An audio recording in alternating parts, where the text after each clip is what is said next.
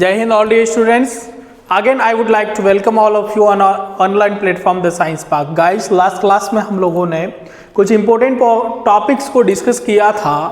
Next हम लोग पढ़ने वाले हैं बहुत ही इंपॉर्टेंट टॉपिक और ऑब्जेक्टिव पैटर्न टॉपिक बनकर आता है. छोटे क्वेश्चन स्मॉल क्वेश्चंस यहाँ से बनते हैं, लॉन्ग टाइप क्वेश्चंस यहाँ नहीं बनते हैं, शॉर्ट आंसर टाइप क्वेश्चंस बनते हैं. फटाफट हम लोग मेन इंपॉर्टेंट क्वेश्चंस को कवर करते हैं. तो क्या टॉपिक पढ़ने वाले हैं गाइस? पढ़ने वाले हैं unit number 5 chapter number 8 electromagnetic waves. Electromagnetic waves जिसे ईएम वेव्स शॉर्ट फॉर्म में कहा जाता है, इसके इंपॉर्टेंट टॉपिक्स को हम लोग पढ़ने वाले हैं. सबसे पहले यही डिस्कस करेंगे कि इलेक्ट्रोमैग्नेटिक वेव्स होती क्या है. The waves which are composed by, नाम से ही आपको दिख रहा है गाइस कि इलेक्ट्रो एंड मैग्नेटिक दो पार्ट बन रहे हैं. The waves which are composed by oscillations of electric and magnetic field. ठीक है, and whose oscillation are in mutually perpendicular, और इनके जो ऑक्सीलेशन होंगे वो एक दूसरे के जस्ट परपेंडिकुलर होंगे और इनका जो फेस होगा वो सेम फेस में होगा, are called electromagnetic waves. Properties क्या होती है? कई बार क्वेश्चन पूछा जाता है कि right the properties of electromagnetic waves या ईएम वेव्स. सो प्रॉपर्टीज होती है दिस वेव्स आर ट्रांसवर्स, इनका जो नेचर होता है वो ट्रांसवर्स होता है. These waves are unaffected by electric and magnetic field, जिसके द्वारा खुद प्रोड्यूस हुई है उससे वे unaffected होती है.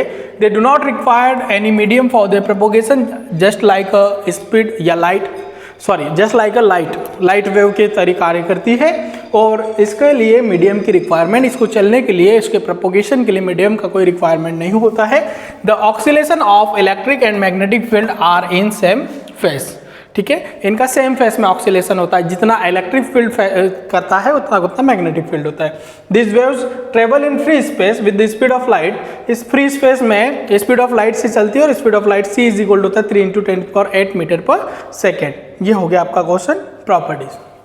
नेक्स्ट है difference between electromagnetic wave means EM wave and mechanical waves. So electromagnetic waves को हम लोग एज अ लाइट वेव भी समझ सकते हैं. कई बार क्वेश्चन पूछा जाए कि डिफरेंस बिटवीन लाइट वेव्स और मैकेनिकल वेव्स होती है, तो इसे हम लोग साउंड वेव्स भी समझ सकते हैं, साउंड वेव्स. ठीक है गाइस, चलिए.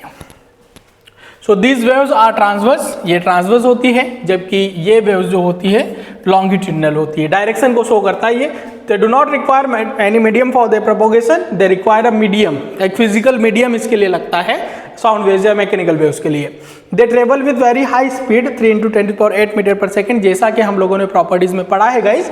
वैसे ही they travel with low speed 332 metre per second at 0 degree Celsius. अगर यहाँ कुछ प्रीफिक्स यूज करना है तो 0 डिग्री सेल्सियस पर जो लो स्पीड होती है इसकी, ये होती है 332 metre per second. Next, electromagnetic spectrum. Electromagnetic spectrum क्या होता है गाइस? तो जब इलेक्ट्रोमैग्नेटिक स्पेक्ट्रम बनाया जाता है तो उसके अंतर्गत बहुत सारी रेडिएशंस हमें दिखाई देती है, उसे ही इलेक्ट्रोमैग्नेटिक स्पेक्ट्रम कहा जाता है. An orderly arrangement of radiation according to wavelength. Wavelength का ऑर्डरली अरेंजमेंट जो होता है उसी को कहा जाता है electromagnetic spectrum. The radiation which obtain in spectrum are, कौन कौन सी रेडिएशन निकलती है? तो gamma rays, X ray, UV radiation, ultraviolet radiation जिसे कहा जाता है, विजिबल लाइट या विजिबल रेडिएशन, इंफ्रारेड रेडिएशन. जो हमारे पास अगर देखा जाए तो जो सनलाइट होती है उसमें सबसे ज्यादा अल्ट्रारेड रेडिएशन होती है, माइक्रोवेव्स या माइक्रो रेडिएशन और रेडियो रेव. ठीक है, तो 7 रेडिएशन होती है. इनके शॉर्ट नोट कई बार क्वेश्चन में पूछ लिए जाते हैं. तो सबसे पहला शॉर्ट नोट हम लोग देखते हैं गाइस गामा रेडिएशंस पर. ठीक है, तो यहाँ एक बात ध्यान रखिएगा कि इनमें जो मेन चीजें हम लोगों को पढ़ना है वो एक तो इनका वेवलेंथ का ऑर्डर पढ़ना है कि वेवलेंथ की रेंज कहाँ तक है, दूसरा इनका सोर्स क्या है, तीसरा इनके जो फाउंडर है किन्होंने सबसे पहले इनको स्टडी किया था, और चौथा इनका एक यूज. ठीक है, तो मेन चीजें हम लोग इसको समझ लेते हैं. तो the wavelength range of this radiation is 0.01 angstrom to 1 angstrom. It was discovered by Becquerel ने इसको, और Becquerel and Curie. Its source is radioactive substance, जहां रेडियोएक्टिव सब्सटेंस होते हैं वहां से ये निकलती है. दीज रेज आर चार्जलेस, इनका कोई चार्ज नहीं होता, लेकिन हाई पैटर्नेटिंग पावर होती है, विभेदन क्षमता जिसे कहा जाता है, आसानी से आसानी से किसी मीडियम को पार कर जाती है। This rays affect photographic plate, ये अफेक्ट मतलब ये रेडिएशन जो होती है गामा रेडिएशन, ये फोटोग्राफिक प्लेट को इफेक्ट करती है। They are used to cure of cancer and tumour disease, और ये इसका यूज हो गया कि क्योर ऑफ कैंसर, लोगों जो कैंसर से पीड़ित व्यक्ति होती है उनके क्योर में इसका यूज होता है, ट्यूमर डिसीज में इसका उपयोग होता है। तो 4 फटाफट से पॉइंट है कि सर इसकी वेवलेंथ का रेंज जो है 0.01 एंगस्ट्रॉम से 1 एंगस्ट्रॉम होता है। बेक्यूरेल और क्यूरी इसके आविष्कारक है। इसका सोर्स जो है वो रेडियोएक्टिव सब्सटेंस है, इसकी पैटर्नेटिंग पावर हाई होती है और ये फोटोग्राफिक प्लेट को इफेक्ट नहीं करती। They are used to cure of cancer and tumour. Next होती है एक्सरे। एक्सरे, तो वेवलेंथ के ऑर्डर को बढ़ाएं। The wavelength range of this radiation is 1 angstrom to 100 angstrom. It was discovered by Roentgen नाम के साइंटिस्ट ने इसको डिस्कवर्ड किया था। Its source is highly energetic cathode ray. By stopping metal target पर जब टकराते हैं तो वहां से हाईली एनर्जेटिक कैथोड रे जब टकराती है मेटल टारगेट पर, तो वहां से जो रेडिएशन निकलती है उसको एक्सरे कहा जाता है। The effect photographic plate, same जो लास्ट था, it has low penetrating power, इसकी जो विभेदन क्षमता होती है वो कम होती है in comparison of gamma rays, और they are used to identify the fractures in bones. हड्डियों के जो फ्रैक्चर्स होते हैं उसको पता लगाने में एक्सरे का यूज होता है। ठीक है guys. Next, UV radiation, which is also called the ultraviolet radiations. This wavelength, the wavelength of this radiation is 100 angstrom to 4000 angstrom. आगे बढ़े चले, ठीक है। इट वॉज डिस्कवर्ड बाय रीटर नाम के वैज्ञानिक ने इसको डिस्कवर किया था। इट्स सोर्स इज सन से निकलती है अल्ट्रावायलेट रेडिएशन, आपको पता ही है। This rays are very harmful for human beings, ठीक है, और जितने भी लिविंग ऑर्गेनिज्म होती है सबके लिए हार्मफुल होती है। It had low penetrating power इसकी कम होती है। द इफेक्ट फोटोग्राफिक प्लेट, और they are used in preservation of food material. इसके अलावा प्रिजर्वेशन ऑफ फूड मटेरियल या स्कैनर्स में भी इसका यूज होता है गाइस, ठीक है। नेक्स्ट है visible light. The wavelength range of this radiation is 4000 angstrom to 7900 angstrom. It was discover by Newton ने इसका आविष्कार किया था विजिबल लाइट का। They are produced by sun and ionised gases, सूर्य और आयोनाइज्ड गैसेस से इसको निकलती है ये। This rays are affect photographic plate. This rays produce electric effect भी विजिबल लाइट प्रोड्यूस करता है, और they are used in study of structure of molecule. Structure of molecules के लिए इसका यूज होता है विजिबल लाइट। नेक्स्ट है 5th point, infrared radiation. The wavelength range of this radiation is 7900 angstrom to 10⁷ angstrom. It was discovered by Herschel. Its source is sun and hot object sorry.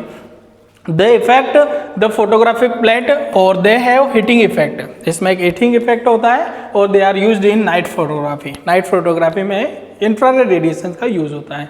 Micro radiation. The wavelength range of this radiation is 10⁷ angstrom to 10⁻14 angstrom.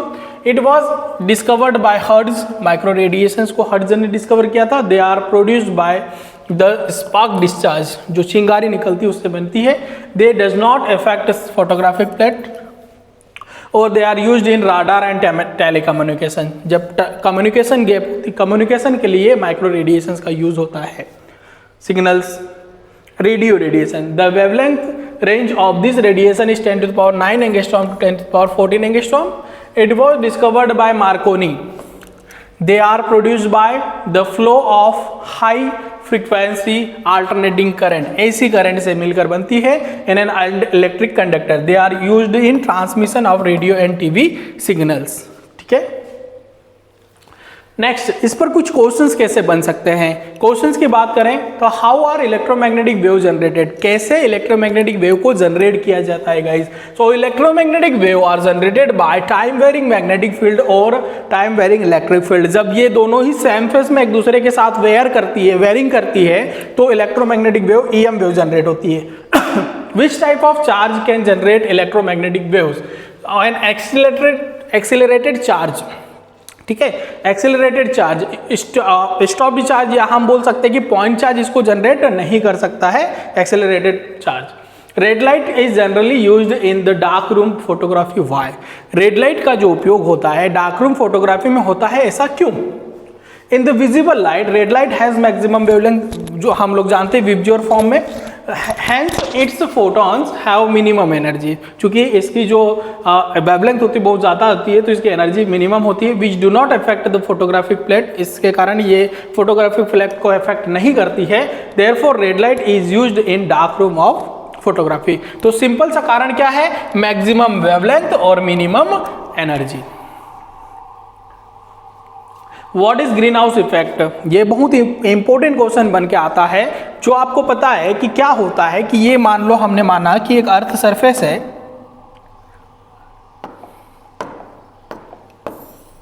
ये एक earth surface है, तो सन से निकलने वाली जो infrared radiation होती है वो दिन के समय में इस अर्थ सरफेस के नीचे चले जाती है, ठीक है, लेकिन वापस रिफ्लेक्ट होकर वापस नहीं जा पाती, जिसके कारण यहाँ का जो सरफेस हो जाता है, यहाँ जो सरफेस की टेम्परेचर हो जाता है वो वार्म हो जाता है, गर्म हो जाता है, जिसके कारण यहाँ एक इफेक्ट जनरेट होता है। इसी को ग्रीन हाउस इफेक्ट कहा जाता है। Keeping the earth surface warm due to regular reflection of infrared radiation from lower atmosphere of earth is called the greenhouse effect. Atmosphere क्या होता है सर? एटमॉस्फेयर को थोड़ा सा डिस्कस कर ले, एटमॉस्फेयर पर भी क्वेश्चन बनता है। तो this air surrounded around the earth about 300 kilometre, मतलब अर्थ सरफेस से ऊपर की तरफ हम लोग बढ़े हैं तो 300 किलोमीटर तक जो एयर का सराउंडेशन है उसी को एटमॉस्फेयर कहा जाता है। Atmosphere can be divided into 5 layers, generally 5 layers में डिवाइड होता है। ट्रोपोस्फेयर, इसका जो फैलाव होता है 0 से 12 किलोमीटर होता है गाइस। स्ट्रेटोस्फेयर, ये 12 से 30 किलोमीटर तक फैलाव होता है। ओजोनस्फेयर 30 से 50 और मेसोस्फेयर 50 से 80 और आयनोस्फेयर 80 से 300 किलोमीटर तक। तो सबसे ज़्यादा जो एक्सटेंड लेयर होती है वो होती है आयनोस्फेयर। अगर बोला जाए कि lower layer of atmosphere which is troposphere, mid जो होती है वो ओजोनस्फेयर होती है। ओजोनस्फेयर आपको पता ही है कि जो सन से आने वाली अल्ट्रावायलेट रेडिएशन होती है उससे रक्षा के लिए होती है, इसलिए इसे हम लोग सुरक्षा कवच भी कहते हैं। तो क्या होती है उसको हम लोग पढ़ते हैं। सबसे पहले है troposphere. This is the lowest part of atmosphere. This layer extends up to nearly 12 kilometre above the earth surface. It contains carbon dioxide and oxygen. इसमें जो कंडेंसन होता है वो कंटेंस होता है वो होता है CO2 and O2।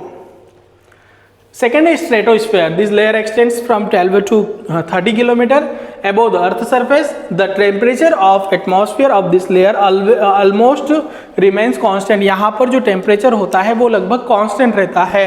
It has no dust particle, और इसमें कोई dust particle नहीं होते हैं। Ozonosphere.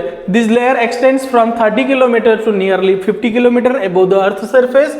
The main part of atmosphere in this region, atmosphere के इस लेयर में जो main part है वो है ozone. This layer absorbs the major part of ultraviolet radiations coming from the earth coming from the sun and does not allow them to reach the earth surface. ठीक है, ये इसको absorb कर लेता है अल्ट्रावायलेट रेडिएशन को।